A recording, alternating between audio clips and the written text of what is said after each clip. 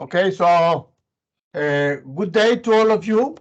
I'm Rolando Campo, the Statistics Director from ECLAC, and I'm very pleased to welcome you to our side event for launch our virtual international global training on small area estimation jointly with our colleagues of UNSD and UNFPA.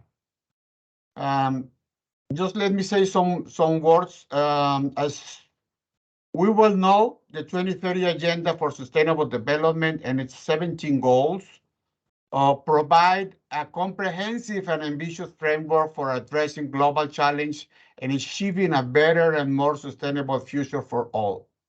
However, the successful implementation of the SDGs require accurate and timely data on various indicators at levels, including small geographic areas.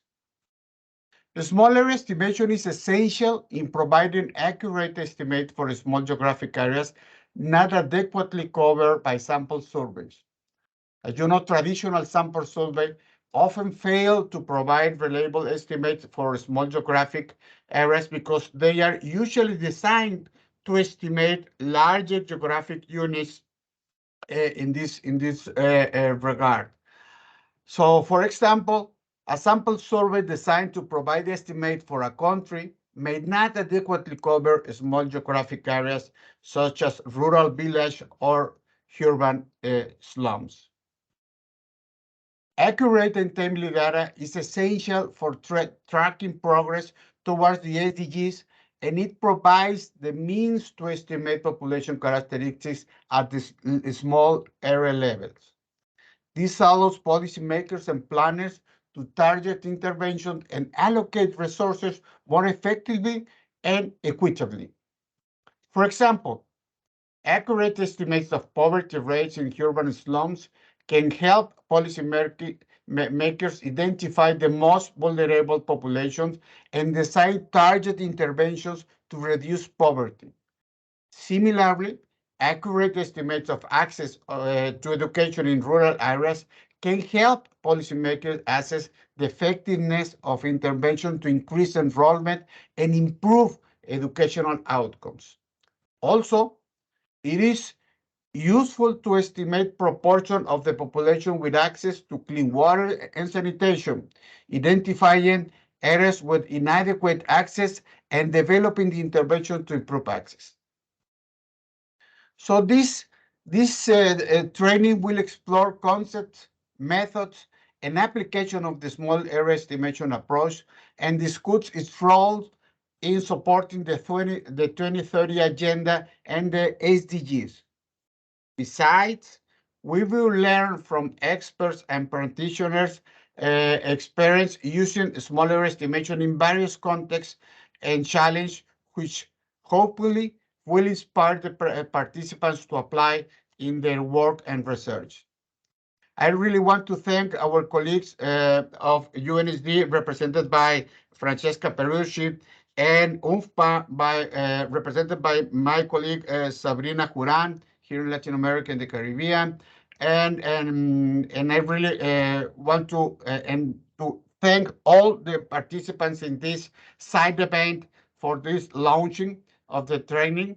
And I welcome you to this side event, and we look forward to your active participation and valuable insights. So without more words, let's start our journey, remembering always that we have this tool, a statistical tool, to work, leaving no one behind. And with these words, I finish my introduction, and I give the floor to my friend Francesca to continue moderating this event. Thank you. Over to Thank you. you, Francesca. Thank you so much, Rolando. And hello, everybody. Allow me to join Rolando in welcome you all to this event. It's a side event of the 54th session of the UN Statistical Commission. My name is Francesca Perucci. I'm Assistant Director of the UN Statistics Division. And I have the great pleasure, as Rolando announced, of moderating the session today as we launch the new Small Area Estimation e-learning course with our partners, the Statistics Division of eCLAC, and as was said, the United Nations Population Fund, UNFPA. Data integration through small area estimation is an excellent tool to produce data at a more granular level. So important, as was just stressed, for policy making, and in particular for the implementation of the 2030 Agenda and its Sustainable Development Goals. Last year around this time, we launched a toolkit on small area estimation in the Wiki platform as requested by the Interagency and Expert Group on SDG indicators. Since then, the toolkit has been a living document with more case studies and learning materials being added on the platform on a regular basis. Following the launch of the toolkit in partnership with our colleagues from Statistics Division of eCLAC and UNFPA, we embarked in the production of this e-learning course. So during today's event, there will be an introduction to the course, followed by a conversation with the very same experts who've made the e-learning course possible. Before we dive in, the usual housekeeping rules. You've noticed the event is being recorded, as is normally the case. Your microphone and camera have been disabled, but they will be reactivated at the end of the presentations for your comments and questions. But meanwhile, please feel free to post your questions on the chat. And now to introduce the course, as I said earlier, it is my great pleasure to give the floor to our colleagues, Andres Gutierrez, Regional Advisor at the Statistics Division of eCLAC, and Aoi Chen, the Coordinator of the Intersecretarial Working Group on Household Surveys in our division, the UN Statistics Division. The floor is yours, Andres and Aoi. Over to you. Thank you, Francesca. Haoyi and me are going to present this short introduction to the course. Haoyi. Oh, yeah, thank you so much. Thank you, everyone, for joining the side event. Can we go to the next slide? It's a very great pleasure to work side by side with my colleagues. Next slide, please. Yes, so really a shout out to contributors to this course. We have so many colleagues who had helped us with recording the videos, and we have, I'm not going to go through every one of them. So we got photos from Google. So I hope you're not too mad at us for not putting the right photos, but just really a huge thanks to all of our contributors. Some of them are here today, some were not able to join us, or we couldn't have them today, but really thanks for everything you've done. Now over to you, Andres. Yes, thank you, Haoyi. And we wanted to start this presentation with these photos, recognizing the valuable contribution of our collaborators. Without them, the e-learning course will not be a reality as it is today. Let me just quickly introduce why we are doing the things that we are doing, because everything is about the 2030 agenda. So as you know, in committing to the realization of this agenda for sustainable development, the member states of the United Nations organization recognize that the dignity of the individual is fundamental for the agenda's purposes. So that should mean that these goals and targets and the indicators should be met not only for all nations, but for all people within the nations. And as all we know, we are different people. We live in different places. We are of different races. We have different states of discapacity and education, and everything is different. So the 2030 agenda is trying to recognize these differences, and in the commitment of these goals, we have to ensure that all of the public policies that are taken by governments are translated into, effective actions, trying to focus on the vulnerable people first. That, requires a precise understanding of the target populations, and we should be capable to measure the progress made in their particular priorities. So as all of you know, here we have the 17 Sustainable Development Goals that are composed of targets and indicators. We have this mandate that is inside the resolution of the General Assembly, that goes like this: Sustainable Development Goal indicators should be disaggregated where relevant by income, sex, age, race, ethnicity, migratory status, disability, and geographic location, or other characteristics in accordance with the fundamental principles of official statistics. That mandate is very relevant to us, because as I was saying, everyone is different, and sustainable development goal indicators should be disaggregated by these characteristics of interest. And this is because something is happening there.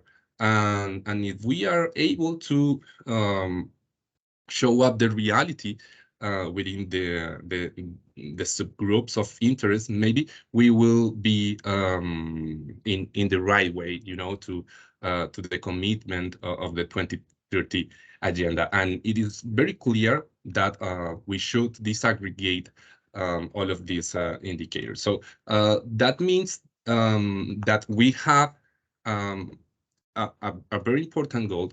And here you can read in accordance with the fundamental principles of official statistics. That means that you have to improve the techniques, the methodology, and you have to do it in the right way. So there is this mandate, leave no one behind, that actually tell us that everyone is important and everyone should be focused, and everyone should be we as when monitoring the 2030 agenda, goals, targets, and indicators, we should leave no one behind. This was a reality here in ECLAC in the last 5 years. We were constantly improving our techniques, our methodologies, and in the last 5 years, the ECLAC Statistic Division has led this training mission, this capacity building missions on smaller estimation methods, because the smaller estimation methodology allow us to go or to discover in a proper way, in an appropriately way, the reality of those subgroups that we are interested on. So after the pandemic arrived, we should turn our attention not to face-to-face missions because of, all of the limitation that we had, but we had to focus our attention on virtual courses, and in really close cooperation with UNFPA, we trained successfully more than 200 people from 17 countries in Latin America in a course that was called Data Disaggregation using R. That version was released in Spanish and was very successful. As Francesca said, in 2022, a year ago, UNSD released this beautiful toolkit on smaller estimation for SDGs, where our colleagues did a great job. And recently, ECLAC, UNSD, and UNFPA joined forces. We gathered together, the resources, and we invite these valuable people that you saw in the first 2 slides to join in this adventure. And today we are finally saying to the world that the work has been done well, and it is our honor to present it in this site event. Here you can find some of the work that ECLAC first did. We have this guidance, if you want, written by Isabel. It was called in Spanish, Desagregación de datos en encuestas de hogares. It was translated into English and into French. We have now three versions of these important guidelines, and now we are looking for translating into Russian and Arabic. And we developed codes in R. So we have a lot of material that has been translated into English to be part of the the materials of the global training. In summary, what we are looking for here is trying to integrate data in order to achieve this commitment and this mandate of disaggregating statistics. Household surveys are very capable when it comes to national level, urban, rural, maybe states or departments. But when it comes to municipalities, to very small subgroups, they have a lot of limitations. So the thing is that we can join these sources of information, for example, censuses, administrative records, or statistical records, satellite imagery, and household surveys, in order to integrate them in a production of a statistical or official statistical system. So this is how, the main rationality here is borrowing strength, and there are different ways to do that. And the course is all about that. So the goals of the training is just to improve the capacity of the countries to use these techniques of smaller estimation methods to produce more disaggregated data for SDG indicator. We are enabling environment in using SAE for official production. We record a lot of national experiences and international experiences for the participants to look for. So behind everything, we use the R software for statistical computing, and we enable environment for SAE official production. Haoi? My turn now, sorry. Yes. Thank you. I was just stressed over the time limit. Yes, so this was we added a module, and in the end, we have 10 modules. So last module really focused on how do we really foster all these enabling environment for SAE smart estimation to be used for official production.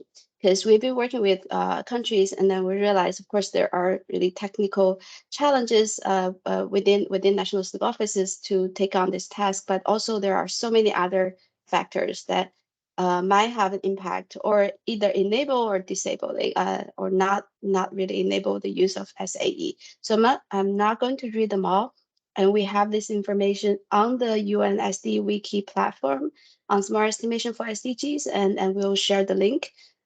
So you really need to have the support from upper management, the legal environment, and then really sometimes a change of mindset, like from the design-based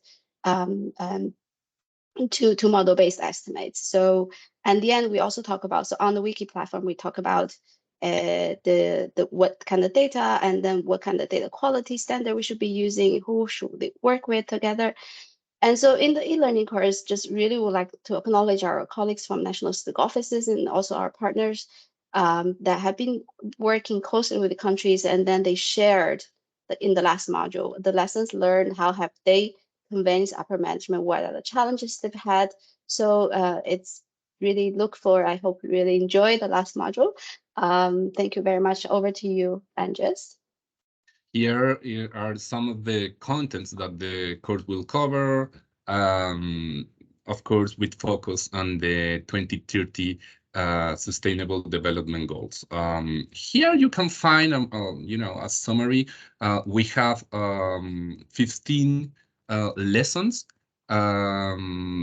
divided in weeks. So the first week is all about the 2030 agenda and why is it important to disaggregate on subgroups of interest. Then Pedro is going to show us what are the direct estimation and the limitation of household surveys. Then Monica is going to talk about synthetic estimator. Then Parta is going to talk about area level models, and Angela is going to talk about Baptiste Harter-Fuller and Albert Langeau methods. And then Isabel is going to talk about the famous empirical base or best predictor.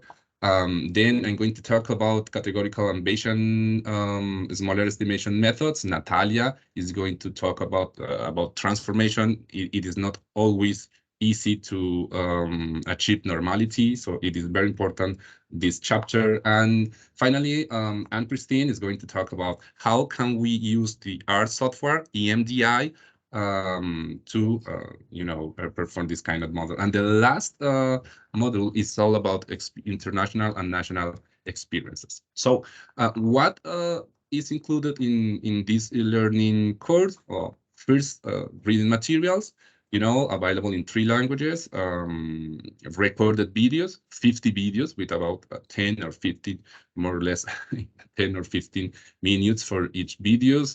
They are organized in 10 modules.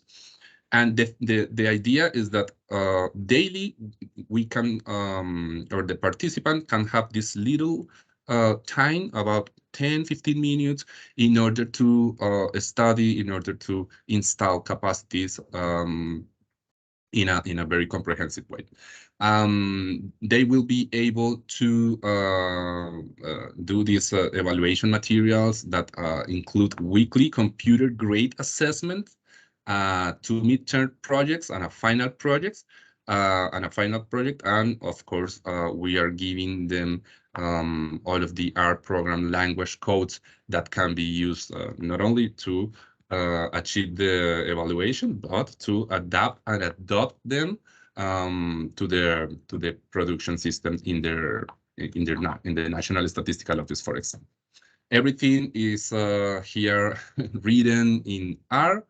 And we will have two learning modalities. The first one is self-paced learners. They will have access to all of the materials, but they will plan to learn at their own pace, So the e-learning platform that they will access will automatically grade them. But the projects will not be reviewed or graded by a lecturer or teacher.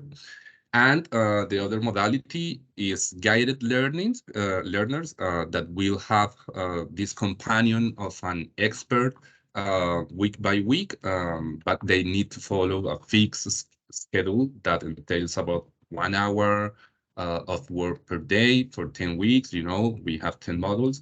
And, here we have 2 learning modalities. The first one for people that want to learn at their own pace, and the second one for people that want to be guided by an expert. The target audience are, the course is intended to be for staff from national statistical systems and members of organizations. And the prerequisite, I mean, everyone is welcome, but you have to have a basic understanding of statistical concepts. What is a model? Probability is that something of a statistical inference. You have to have basic skills in using spreadsheets and databases, and of course prior experience in our language is desirable, but everyone is welcome. So stay tuned. Because we will be releasing the websites very soon, and every one of you will, we will have this advice for you to to access to the platforms. For self-paced participants, a complete version of this training will be hosted in a free-to-use e-learning platform of the United Nations. And for guided participants, up to now, the course can be accessed only through the virtual education platform of ECWAC. So over to you, Howie. I believe it's Francesca. All right, Francesca. Yes, we are done here. Thank you. Thank you both Andres and Howie for that great introduction. I see already there are a number of questions, but some of the questions you've addressed in the last few slides. But as promised, we'll have now an opportunity in this second part to engage in a conversation with some of the very same experts who contributed to the development of the course. And we'll focus in particular on how we can use it, how we can best make use of the material, and how we can work together to support countries that wish to make use of these tools. Our panel today includes representatives both from countries, national government agencies, and statistical offices that have been very successful in implementing small area estimation. We have experts from the academia whose extensive work in the area of small area estimation is certainly well known to most of you, and who have provided their technical expertise to countries. And from the World Bank, the institutions that have supported countries on poverty mapping now for decades. So thank you very much to all our panelists today for being with us and for your work on the e-learning course.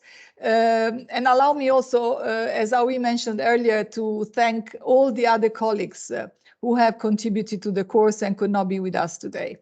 So I'll just go quickly through the list of the distinguished speakers we have with us today, but then I will ask each of you to introduce yourself as we go around with the questions. So we'll have Amiek Shamami, Jenny Encina, Partha Lahiri, Professor Partha Lahiri, Professor Isabel Molina, and Paul Andres Corral Rodas. So let me ask the first question to all of you. If you could kindly introduce yourself and tell us a bit about your work on small area estimation. And I would kindly ask you to keep it to about 3 minutes for this first question. So let me start with you, Amiek. Over to you.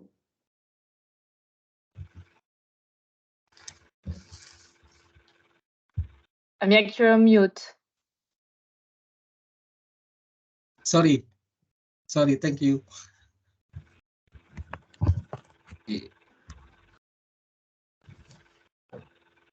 Please go ahead, we can hear you now. Okay, thank you. My name is Amiek Hamami. Currently I serve as the team leader for the development and utilization of National Socioeconomic Survey, or SUSENAS data, including development of small area estimation to produce a social economic indicator.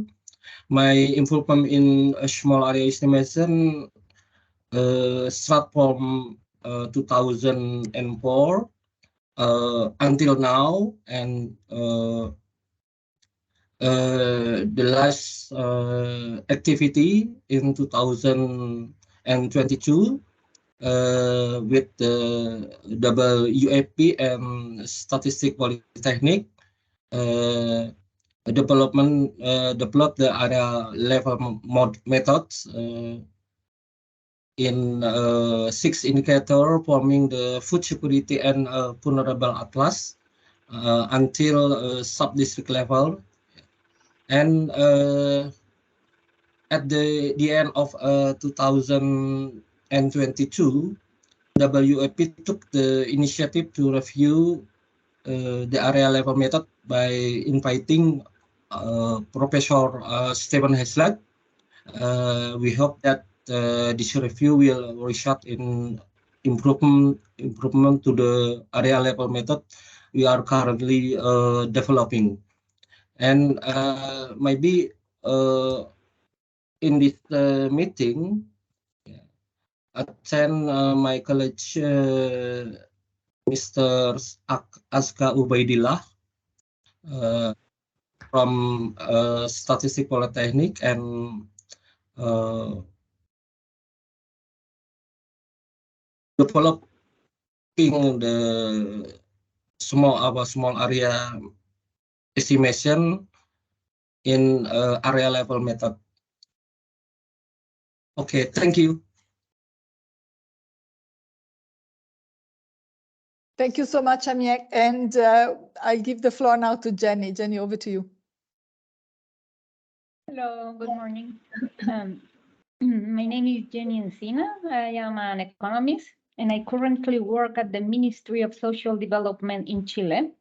I have been involved in the production of the official poverty rate at communal level using small area estimation since 2009. So we have a long data. We started the project with the advice of Professor Partalahiri in 2009. And in 2019, we started a joint effort with ECLAC, working with Andres Gutierrez to update the methodology. So thank you so much for the invitation today.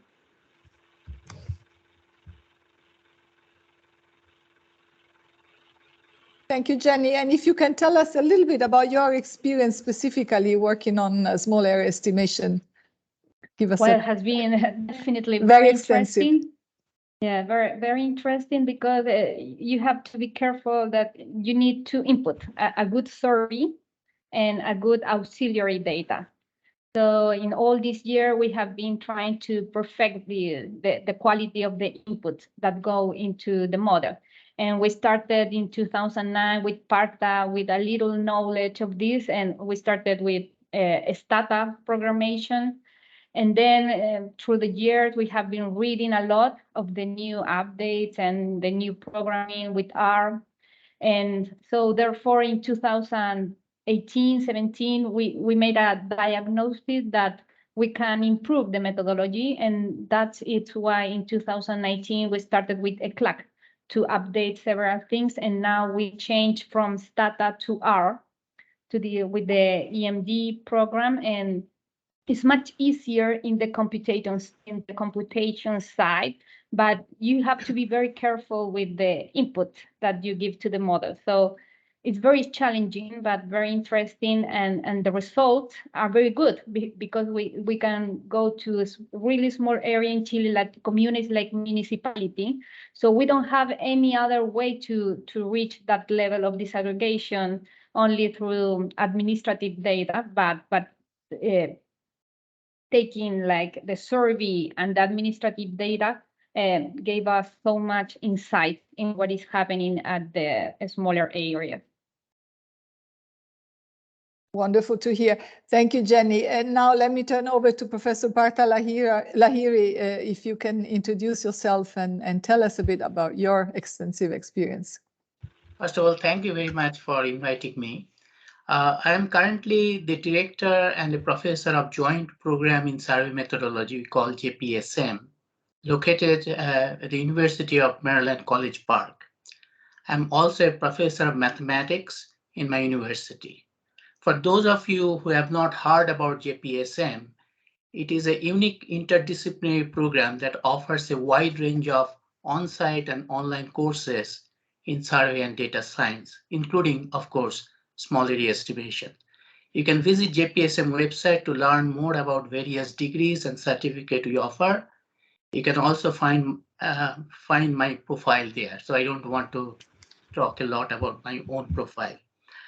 But I would like to talk about something we did for small area. I work on different areas of survey sampling and official statistics, of course, small area, sampling technique, data integration, etc. As for small area, I have been working on different topics for nearly 40 years now. I have contributed to the early development of empirical base, hierarchical base, and resampling method, including parametric bootstrap. And I thank Andres for calling empirical best a well-known method because it's with my colleague Jiming Jiang we first coined the term. And of course, parametric bootstrap is very common these days.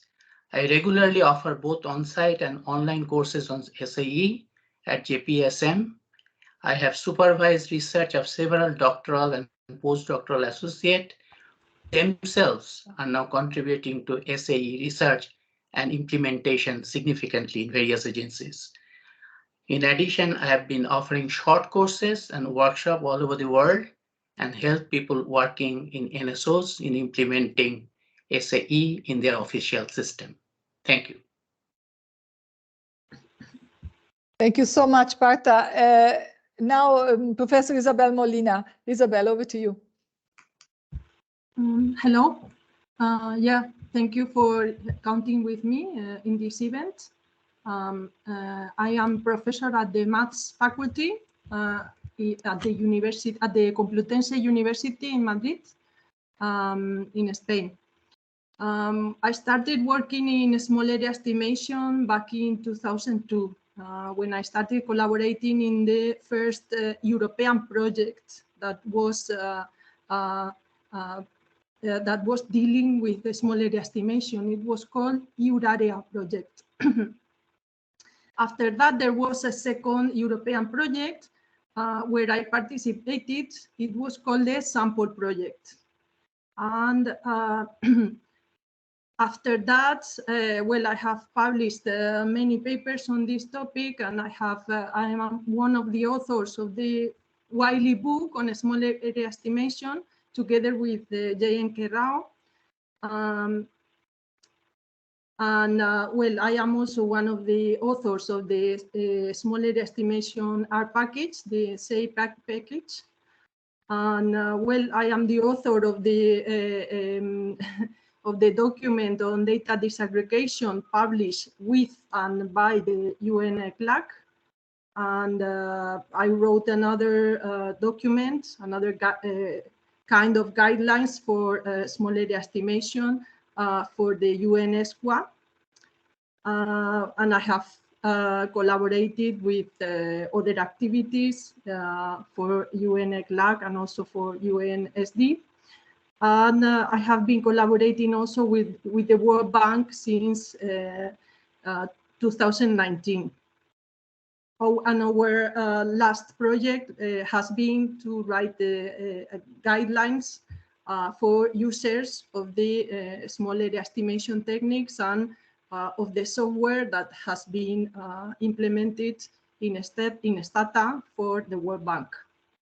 Well, I have also assessed or given training courses in many statistical institutes, including the ones in Mexico, in Switzerland, in Chile, Bolivia, and the last one I gave was for the Santé Publique in France, for the health agency in France. So that is my introduction. Thank you. Thank you so much, Isabel. And last but absolutely not least is Paul Andres Corral-Rodas from the World Bank, the lead institution, I would say, when it comes to estimating and mapping poverty. Over to you, Paul. Thank you. Thank you very much, Francesca. It's an honor to be here, and I'm really happy to see so many faces, known faces. Hopefully we get to see you soon in person again. So, I mean, I'm an economist with the Poverty and Equity Global Practice at the World Bank. I'm based actually in Accra, Ghana. And I have a PhD in economics, and most of my colleagues at the World Bank are economists, not really statisticians, no? Yet we at the World Bank tend to work closely with statistical agencies to produce small area estimates of poverty, and have been doing so almost going back to 1998 from like very early publishings on what was the groundwork for what is now called the ELL method, no, the Elbers-Lanyau method. And for us, this area is super important because it is a core component of our work. Not just because poverty is one of the twin goals, but poverty alleviation is in reality at the heart of what we do. My personal journey started back in 2016 when I first started working with the team. I first started working when I was invited to help on programming the Stata toolkit for poverty mapping that we use at the World Bank. And back then it was basically just to translate a previous software that existed to Stata. POVMAP was actually to translate it to Stata. And nowadays, the Stata Toolkit is one of the more complete packages for small area estimation, along with MD and SAI. We've worked closely with Isabel Molina to add new features and many functionalities to this Stata package. And so in reality, when I began my work, I had no idea what small area estimation was. While working for the poverty maps in Moldova, actually, we chose to reach out to Isabel to ask her for commentary. And in reality, I became so much like it was a whole new world was open to me. And so 4 years after that, or almost 5 years after that, and 4 co-authored pieces of work, including 3 journal articles, and the World Bank's guidelines to small area estimation for poverty mapping, I can confidently say that I have learned a ton from Isabel and from others while reading the literature, but I still know very little on the subject. Thank you so much. Thank you so much. Now, I'd like to focus a little bit on the use of the course and on the use of small area estimation, and ask you what you see from your perspective as the main challenge in using small area estimation to fill the data gaps, but in particular to improve the data disaggregation, especially when we look at the SDGs and the data demand of the SDGs of the 2030 Development Agenda. So I'll go around the table, our virtual table, with the same order, and I'll start with you, Amek. If you could tell us what you see from your perspective as the main challenge. Over to you.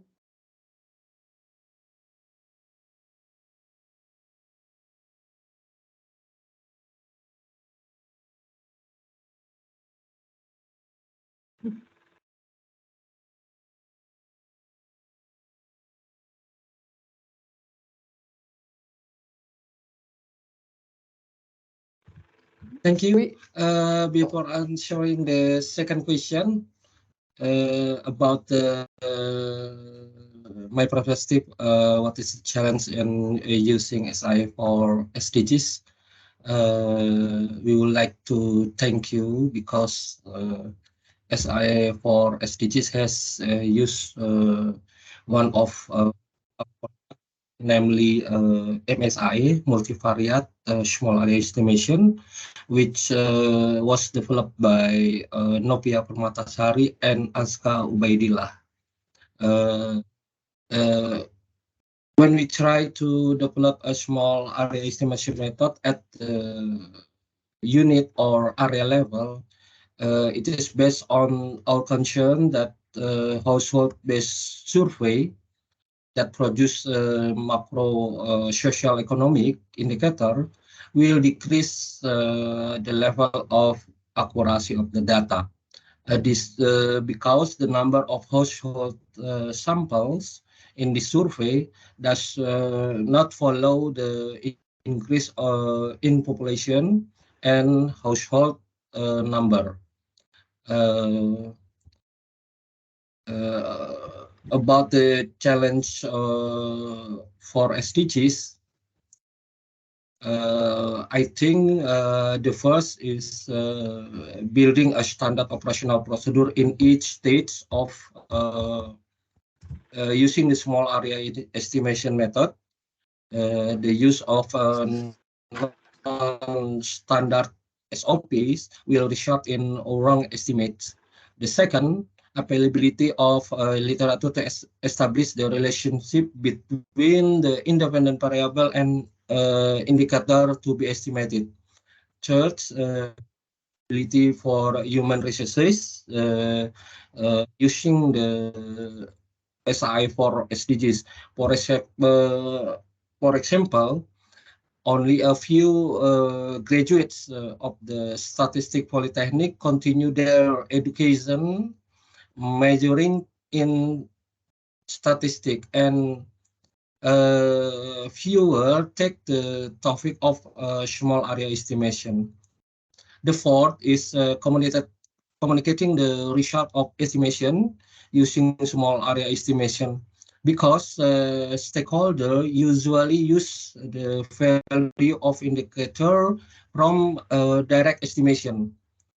The question that arise from data user or stakeholder is validity of the method. Fifth, making the estimation result using the small array estimation become official statistic. Maybe that's the challenge of using SI for SDGs according to our experience. Thank you. Thank you. Thank you, Amiek. And over to Jenny. From your perspective, what do you see as the main challenge? Yeah, well, in our experience here in Chile, one of the most important challenges when facing SDG is the availability of auxiliary data. Data that has to be of quality, has to exist at the level of disaggregation that is required, hopefully be updated and also be available. So, and after that, even if you have the data, the auxiliary data, you have to make sure to analyze the data and that be sure that is of quality, because I think that SAE is like a, sorry? Okay, so SAE is like a receipt. So if you want to have a good quality estimator, you have to have good quality input. So you have to have like a good survey, be sure that the variables in the survey are good. And then you have to have the data, the auxiliary data that has to be analyzed in order to be used. So I really encourage to take the course, because this is not just the data, but there is also a lot of little steps that you have to take, like analyze the variance, analyze the complex design. So I think this course is going to be very useful to understand the complexity of the methodology. Luckily, we have like improve a lot of improvement in programming. We have the R program. So in terms of the statistic part is much easier, but you still have to be really aware that you have to put the correct input in the equation. So I think that's it. It's the input that you put in the methodology, and be aware of all the little steps that you have to follow in order to get like a good estimation. So I think that's it. Thank you. Partha, what is your take? Over to you. Okay. I'm glad that you are looking from a broad perspective of SDG, and Andres also already mentioned there are 17 broad goals, and I know there are over 230 indicators. So what applies from one may not apply to other one, because this is essentially either explicit or implicit model based. Okay, so that's one thing. Now, in my experience, what I find that many people, who concentrate on measuring and coming up some indicator, sometimes they may not recognize there is a estimation or inference problem. And because they may have some data and they may produce the estimate, but they forget about the measure of uncertainty. And the problem is prominent when they don't have any data from the primary source, then they recognize this problem. So I think there is a need to educate about that. Just because you have some data from some primary source, it doesn't solve the problem. And so measurement and the related statistical estimation or other kinds of inference are equally important. So the recognizing problem as a small area problem is the first thing. Then certain things you can do at the design stage, and we don't emphasize much on the design stage at the time of data collection, and that can be emphasized when you teach small area courses. Some people already talked about that, but maybe there are 2% paper devoted to design aspect of it. 98% talk about a very sophisticated model and sophisticated estimation, including myself. Primary source of data is important. We have to recognize that, and they are generally very expensive. And although in developed country, we don't have this much a problem, but we still do. But in many developing country and underdeveloped country, they have resource problem, and maybe the primary data sets would come maybe every 5 years. And then what do you do? So there are special challenges we have to keep in mind. Supplementary data, I think Jenny talked about a lot, and that is important. And when we try to implement small area methodology in some countries, sometimes you have to explain what supplementary data set means. So if you say, okay, I'm estimating poverty or hunger or whatever, do you have any alternative data sources? The first answer could be no, because they might think that the data set must have that particular outcome variable in it. But it is not necessarily so. If you have some data where you have some variables that is somehow related to your outcome variable, sometimes that may be good enough, but Jenny is right that we have to be careful about what kind of supplementary data set we talked about. In fact, I have one example where I asked about supplementary data. The first answer was no, we don't have anything. When I explain this, they come up with like 50 different databases. And then you have the other challenge, how to develop the model, what to take and what not to take. It's not just all statistical ideas, but there are a lot of other things that go in there from expert opinion. The model building is really challenging. As many of you know, as George Box said, all models are wrong, but some could be useful. Okay, so you can start with some working model, but you have to realize that it can be improved in the future. So we all have to accept that fact. And we have to do a lot of model diagnostic, model selection to come up with a model that might work. And then I would like to also talk about inferential method. Most of the small area work focus on estimation and a little bit on measure of uncertainty and confidence interval coming in. But the problem may be totally different from estimation. Some people might be interested, may not care about estimation, but care about maybe ranking or clustering, or which area have some problem in poverty or hunger or education or whatever. And so because there are statistical methods specially geared towards that kind of inference problem. So I would encourage people to think about that more. So if you use estimates, you could get an answer, but that may not be a good answer. And finally, evaluation is very, very important. Because there is no unique way of evaluating small area estimates. I know many of us take some simple route, just take standard error coming out of model that you assume to produce your estimates. But there are a lot of things one can do, like benchmarking, comparing with the direct estimate, do little design-based simulation, comparing with the other benchmark sources. Everything should come together to make some kind of final decision. And finally, you have to communicate the result to the people who would be using small area estimates. I think I'll stop here. Thank you, but very useful comments. Let me pass it over to Isabel now, what you see from your perspective as the main challenge. Thank you. Well, so Jenny, I must say, I agree a lot with the comments of the previous speakers. I completely agree with the comment of Jenny. The better data you get, the better estimates you can give. That's clear. So availability of data, of good data, is crucial for small area estimation.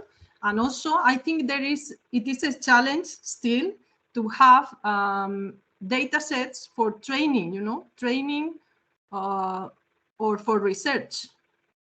Data sets with proper geographical disaggregation so that people can use it to learn, There is not enough, not so many data sets for training. So I think this is a challenge. And also for applications, even for applications, we need to do a big search of data sources and trying to find the most useful data. Another thing in which I was totally agreeing with Partha, for example, I must say Partha is one of the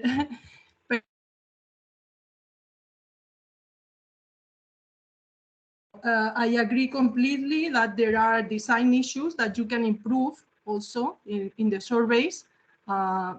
If national statistical institutes already know, like in Mexico, that they have to provide estimates of poverty at the municipality level, they could try to improve the survey to reach in a better way at least almost all the municipalities.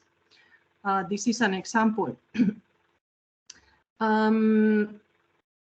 Still, you might still need to apply model-based methods, and if you are applying how to say good methods that account for between area heterogeneity in the model, then if the sample size is increasing, if you have a lot of information from a given area, then the method that you are using should be going close to the usual direct estimator that you calculate for the survey.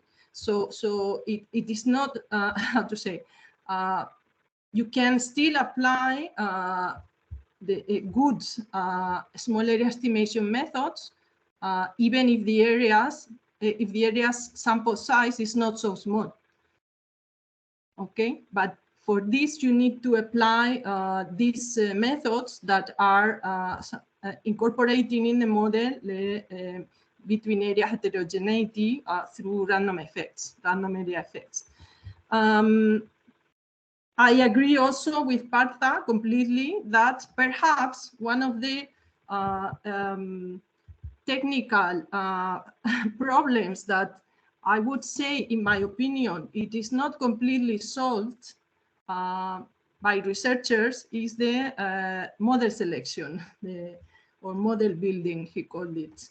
I completely agree. I think there is not a clear procedure for selecting the variables in a way to get good small area estimates. Perhaps we don't even have, how to say, what is the objective, because we try to think that a better model in the sense of closer to the true model, but parsimonious, will give us good estimates. But what are good estimates? That's what is not clear, because you don't want to improve in the areas with a large sample size, because it's not necessary to improve, because they will have the estimates will be efficient already. So what you want is to improve in the areas where the sample size is the smallest. So I think we have not developed a clear methodology that gives you good results for estimation within the areas, within the smallest areas. So it is not clear how to do the selection of covariates. I think that's one point we have to pursue in research, I think. Another point is the mean square error, or measures of quality. Typically, the measures of quality that we use for model-based estimators are assuming the model assumptions, all the assumptions that we consider for the models. And how how to say, if no model is perfect, as Partha indicated, so there is an error due to this. One way of giving estimates that are not giving estimates of error quality measures, so that are not so dependent on the model, is to give estimates of the design mean square error under the sample replication mechanism. But these estimates are very inefficient. So there is not a perfect procedure for that. This is another challenge in research, I think. The proposals that are appearing for general parameters, at least, perhaps for means is not so difficult, but for more complex parameters, the proposals are computationally intensive. So that is the problem. And then my last comment is about properties. How to say? Mathematics work. You know, mathematics are very important. If you remember, when the Higgs boson was observed, it was already known really long time ago. I'm talking about physics now, but what I mean is that mathematics have proved the existence of the Higgs boson much earlier than it was observed, because mathematics work. So what I mean is that we need estimators that have good properties in general, not for a given data set, you know, in general. So we need to know under which conditions one method is working well, in which sense, of course, is working well, which properties hold under which conditions. And I'm saying this because we are in the era of these artificial intelligence, machine learning methods, and all this. And I'm used to read papers where some people get great results for a given data set. And I would like to know the properties more in general terms. Under which conditions is a method working? Okay, so so this is mathematics telling us. So I would say it is important to pursue estimators with good properties. Sorry for taking long. Thank you so much. No, that was very interesting. Thank you. Paul, over to you now. Thank you. I'll keep it short. I don't really have much to add to the great comments from the previous speakers. I think one thing, I'm going to twist it around a bit, and I'm going to turn it on to how do we get more statistical agencies to actually start using these and adopting these for their official statistics. And I think, I mean, for me, one of the biggest aspects is ownership. No, I've helped, I think, about 6 or 7 countries already with their poverty mapping efforts, and the experience has differed across them. No, and so what I think is really important is for the actual statistical agency to be familiarized with the methodology, but it's very difficult to create that capacity within the statistical agencies. And the problem is that many places, as soon as you create that capacity, the people who have attained that capacity actually will end up leaving. And it is the constant struggle on our end, who work very much on statistical capacity building, to keep this up. And so I really don't know a way around this. I think this course goes a long way towards achieving some of this, because I expect that people can make use of this to quickly attain new knowledge for whenever new census data is available, or whenever new auxiliary data is available for the next round of poverty mapping. Another thing that I would like to add is, obviously, like Isabel and Partha added, I mean, there has to be very clear indications onto the potential limitations of the methods and the estimates that are obtained. I've seen that there is a strong push lately to use the modern machine learning based poverty maps to actually do impact evaluation assessments, which is a bit worrying when in reality this hasn't been properly validated beforehand, no? Because at the end of the day, what you may be capturing there is just the relationship between the x's or the covariates used for the model, and not actually any potential impact on the actual outcome variable that you're actually interested in. And so adding to that, one thing that I'm really keen on is trying to, something that has been difficult for me is actually to veer away from the new fad, be that big data, geospatial data, and the machine learning methods, no? It's always a bit difficult to convince teams that these traditional methods or old style methods are in reality still to this day what are shown to be the best working across a different range of situations. And as Isabel noted, we know the properties of them. We know when they work well, we know when they fail. And so that for me is key, something that we must impress upon our counterparts at the bank, at least. Thank you. Thank you so much, Paul. And these comments, I think these last comments take us right into the last question I wanted to raise and hear your comments on. How do we make the best use of what we have, right? We have an e-learning course on small area estimation, but we've heard very clearly, what the challenges are, all the issues with data quality. And so how do we build the capacity for countries to use this effectively and making sure that, as you said, Paul, those who learn can then implement it and stay within the system, and how we develop also the ability to judge the limitations of all these tools and sometimes, these expectations that AI will solve all our problems, but if the data are not there, obviously that's not going to happen.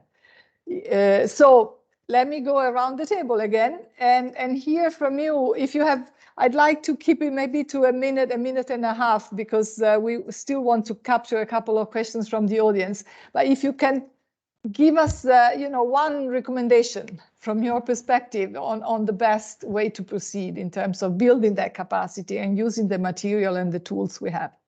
Amiek, over to you.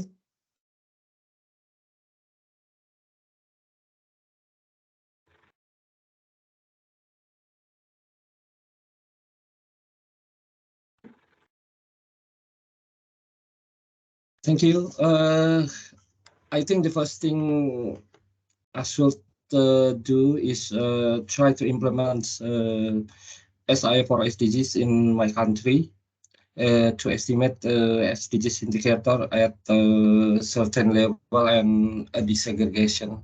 To be honest, I haven't tried air package available at SI for SDGs. But I'm ready to help carry out knowledge sharing regarding our knowledge and experience in using and developing small area estimation methods. In addition, I think I will also to continue to communicate with UNSC and UNSD to regarding the review being conducted by Stephen Hazlett. We will communicate all technical notes related to this matter. We are also implementing the indicator projection method that's being developed by FAO using the SUSNAS and September SUSNAS data. And I will also communicate this technical notes to the UNSC and UNSC. That's all. Thank you.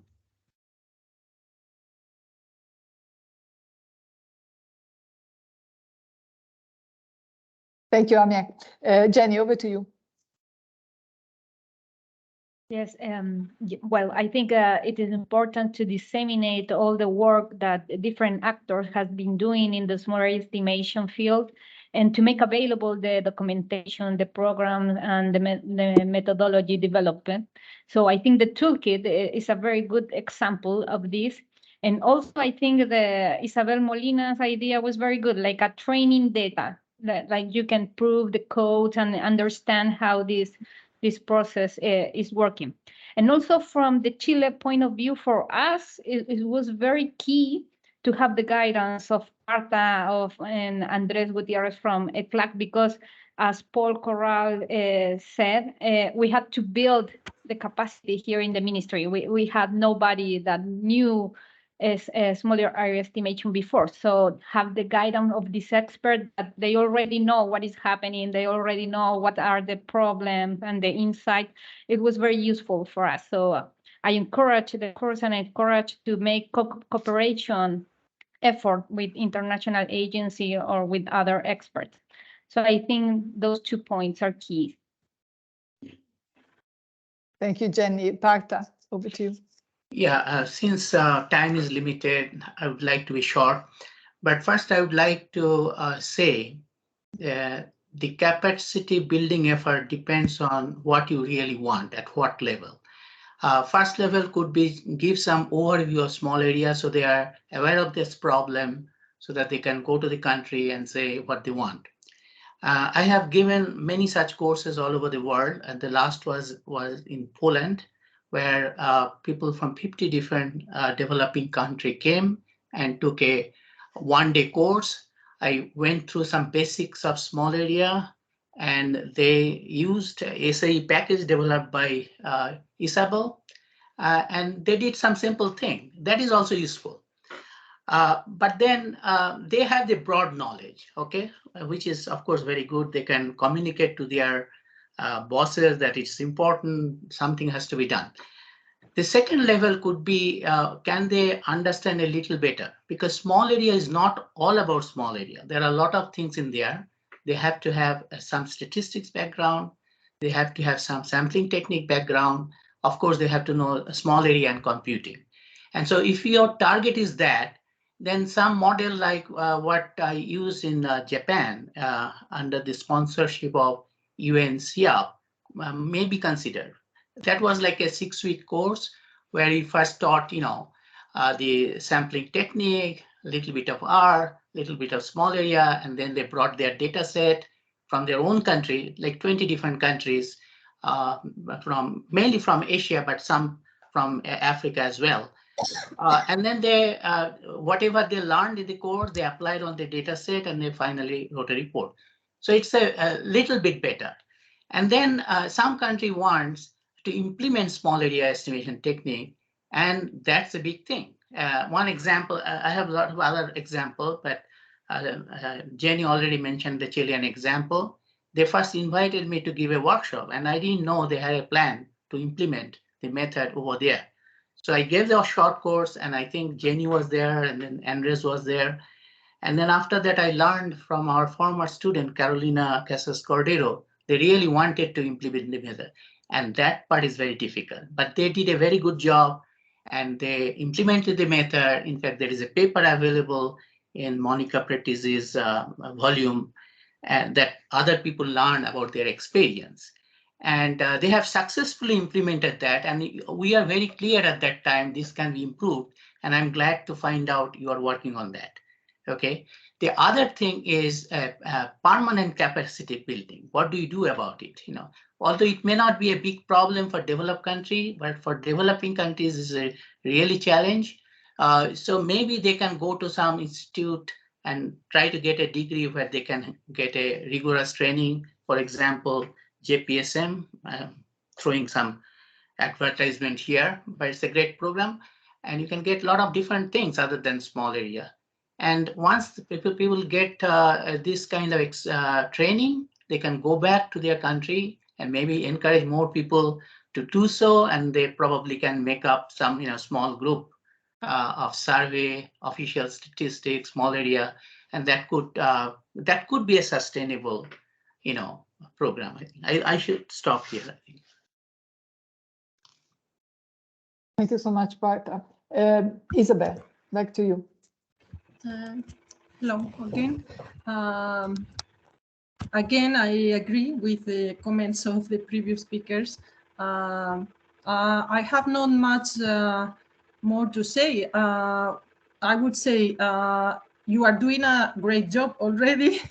The toolkits on site, I already told Haoyi, and this e-learning course, I think they are great. I couldn't imagine 10 years ago that there would be so much information gathered in the same website, and now including this e-learning course. So I think it has been done a great effort, and yeah, other than disseminating that and providing some advice to national statistical institutes, and perhaps you can continue adding case studies from other from national statistical institutes in the toolkits. There are already many case studies to continue adding more, so that they can see other applications and learn from that.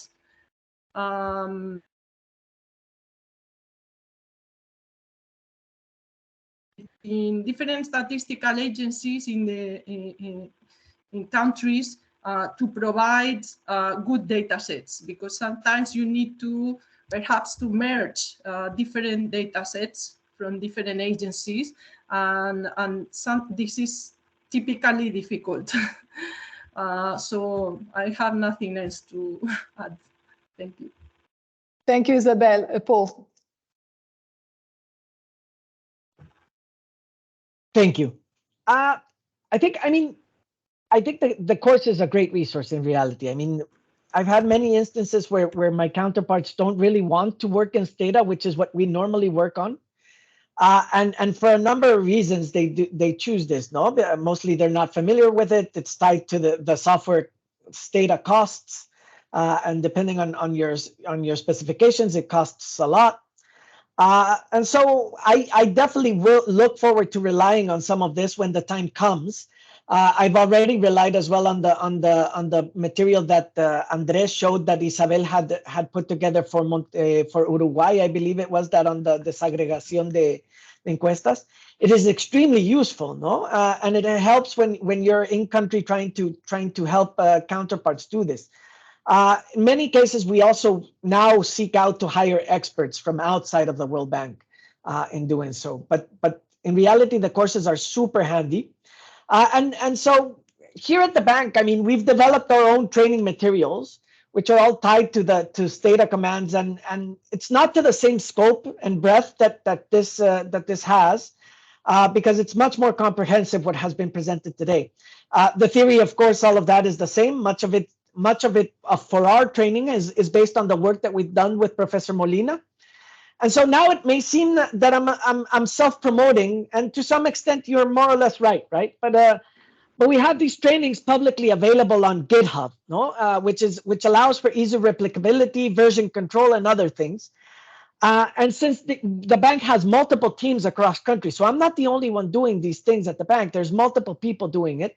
And so I think this is a very good way to share the knowledge, to share information, to allow others to replicate and see what has been done elsewhere. Currently, in my work with the statistical agency here in Ghana, I'm pushing them to actually do the whole process on GitHub. Of course, they're never gonna make available their census data, but for future applications done here in the country, you can follow those codes. You can see how that was done. You can see the decisions made, and you can always adapt. So I think one thing that I would like to see a little bit more implemented in the coursework is this on replicability and having a lot of the codes and all of these so that you can trace the version control through it, no? I think that is an important aspect and something that really helps those who are actually applying these methods to construct maps in their own countries and for their own needs. Thank you. Thank you so much. This has been incredibly interesting and informative, and hearing also from your personal experience in this area of work. We have a number of very good questions, and I wanted to take questions from the audience as much as possible, but we only have 7 minutes left altogether. So I suggest that I give the floor back to Aoi and Andres to address perhaps two questions that I see as can be more of a general interest, and then there's a number of other questions that can be answered also on the chat, especially when it comes to the use of R versus Python and other more specific queries. There was a question on whether we can use small area estimations to address the issue of disaggregation for specific population groups for SDG indicators, migrants, people with disability, etc. And then there was another question related to the use of non-traditional data sources. So Andres and Aoi, if you can do it in 1 minute or less. Thank you, Francesca. I will want to address first the first question. This is when it comes the importance of taking these courses because everything is surrounding the technique and the theory behind. If you want to disaggregate at the municipality level, for example, you can easily perform an area level model. But if you want to go deeper and maybe have disaggregation by migrants, sex, scholarity, displaced people that are displaced, etc., then maybe you can achieve that by means of a unit level model. So I just want to take that into account to recall that in the e-learning course you will find all of these techniques and you will find people, expert people that will guide you through that journey. How are you? Thank you so much. I would like to respond to the question on non-traditional data sources. Completely agree with Pao on being super careful with that. And then we've heard from all the panelists on how complicated and each model, when you have different data sources, different input data, you need to retest the data and make sure that the quality of the estimates are good. So there has been a lot of work and discussion around this, partially really because in many of the low-income and middle-income countries, access to administrative data, for example, is not possible at this moment, right? So it's only census data. So what do we do when census data is super old, say 9 years? What do we do about this? So there has been a lot of work and discussion, research, experimentation, including some of our data for now countries, and they've worked with remote sensing data. So what we would like to do, and we call our partners to join us, is to really do an assessment on what can be done, when would it be good to use potentially remote sensing data or non-traditional data source, when it's not a good idea to use it. So we are joining hands and with eClerk to work on a paper, almost like assessment paper on this topic. So if anyone's interested, please join us. Thank you both, Andres and Aoi, and allow me to thank again the great contributions from the panelists. A very interesting discussion. I wish we had more time to answer all the questions from the chat, but I see that some of them have already been addressed to some extent on the chat itself. And now for the last few minutes, I'd like to give the floor to two more colleagues who've been also contributing to this effort for some concluding reflections. And it is my great pleasure to introduce Sabrina Uran, the Regional Technical Advisor on Population and Development at UNFPA, the United Nations Population Fund, one of our partners in the development of this e-learning course. And Yonggi Min, the Chief of the SDG Monitoring Section in our own statistics division here at the UN. The floor is yours, Sabrina and Yonggi. Over to you. Thank you very much. Thank you very much, Francesca, and in greetings all. It's a great pleasure to be here with you and follow the panel. I must admit, I always learn so much in conversations with all of you, so that's really exciting. For the closing, I actually wanted to share with you the importance or remind us of the why, right? The importance of small area estimation also for us here at UNFPA, and hence also our commitment to continue working with our partners, continue working with you all.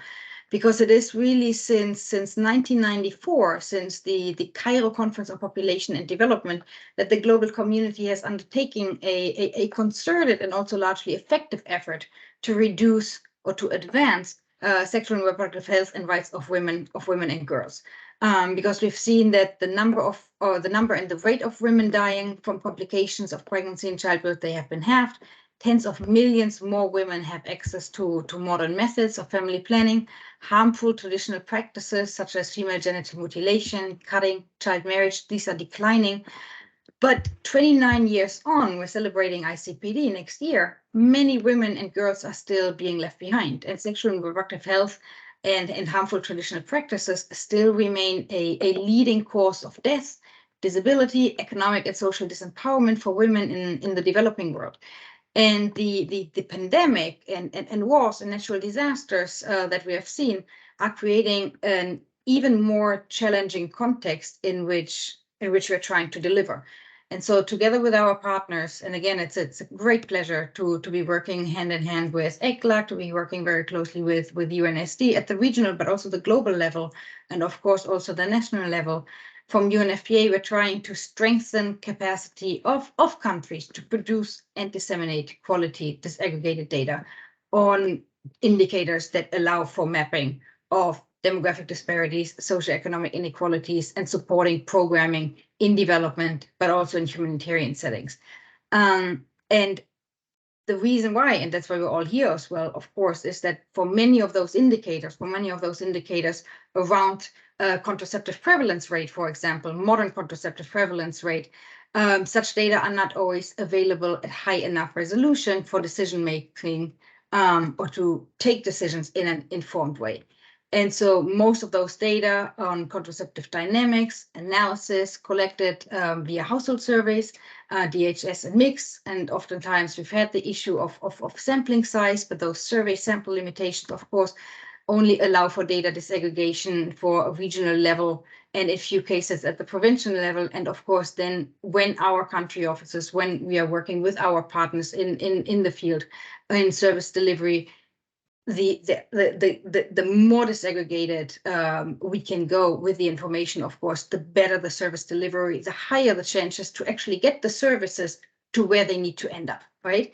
And so this is our commitment over the past decades.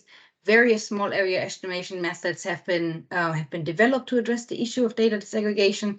Diversity of methods depends also both on the mix of data that we have used, and we heard all of that. And I think I really liked Howie's response as well to really assess what kind of data we want to put in, and then for what kind of purposes, to look at what kind of statistical modeling we want to use. But we are very excited, or UNFPA is very excited to bring this training to all of you so that more and more can be trained in these methods and that more and better and granular evidence, of course, becomes available. Francesca, you asked, and the panel also already responded on the how, right? How can we work together to promote the course? From our side to you all, to our partners, we continue being committed to work with all of you to bring these methods to the statistical international community and to really also work with you to create the evidence to accelerate our programming towards sustainable development to really ensure that no one is being left behind. And with that, I thank you for the panel. I thank you for the opportunity, and I much look forward to your active participation. Thank you so much. Youngie, over to you. Thank you so much, Sabrina. Thank you so much. I'll be quick, just maybe touch upon the next steps and the way forward. So on the e-learning, so we're in the process of translating the course into French. And so if any partners is interested in working with us on translating the e-learning course into Arabic and Russian, so please reach out to us. We are also exploring the possibilities to collaborate with regional and sub-regional training centers to help run the course. So if you're interested in collaborating with us, so please let us know. So on the SAE work in general, so we will continue to update the toolkit on the wiki page, and we will bring the SAE expert together, and we'll discuss on the next steps. And I think how you mentioned about exploring and using the non-traditional data sources for the SAE, and for many low and lower income country, access to administrative data sources has been a huge challenge. So we would like to explore how we can support country integrate survey data with these non-traditional data sources, such as remote sensing and mobile phone positioning data, and what works and what doesn't work. And we will also like to connect countries with specific questions to our expert through small technical meetings. And lastly, we see a lot of capacity building needs, particularly when we have our data for now countries and other countries. So we will invite the partners to work with us to support this capacity building. So with that, thank you very much. And back to you, Francesca. Thank you so much, Sabrina, Yuran, and Yonghi Min, for your very interesting and adding to the information we already had from the panels. So very, very interesting to hear from you. Allow me to thank the panelists again, Isabel, Aniek, Partha, Paul, Jenny, and also Aoi and Andres for the great introduction to the course, and Rolando and Rolando Campo, all the colleagues and our friends at the Statistics Division at ECLAC, with whom we collaborate very, very closely on a daily basis, I would say, and our colleagues at UNFPA. Thanks again, and looking forward to seeing many of you at the Statistical Commission in New York in just a little bit over a week. Thank you. Thank you.